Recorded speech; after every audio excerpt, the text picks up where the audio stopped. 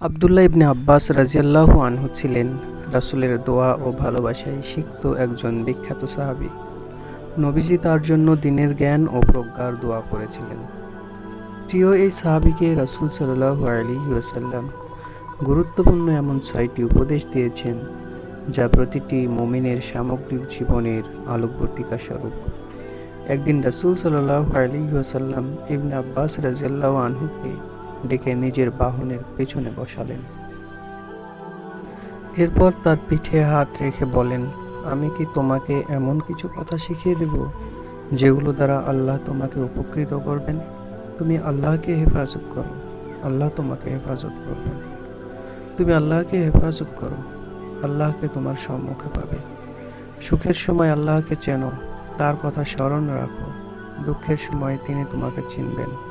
যখন চাইবে আল্লাহর কাছে চাইবে, আর যখন সাহায্য চাইবে আল্লাহর কাছেই সাহায্য চাইবে। জেনে রেখো, জগতের সমস্ত মানুষ মিলে যদি তোমার কোনো উপকার করতে চায়, তবে ততটুকুই পারবে যতটুকু আল্লাহ তোমার জন্য লিখে রেখেছেন। পৃথিবীর সবাই একত্র হয়ে যদি তোমার কোনো ক্ষতি করতে চায়, তবে এর চেয়ে বেশি ক্ষতি করতে পারবে না, যা আল্লাহ তোমার জন্য লিখে রেখেছেন। তাকদীর লেখার কলম উঠিয়ে নেওয়া হয়েছে এবং ভাগ্যলিপিও শুকিয়ে গেছে। এতে আর রদবদল হবে না।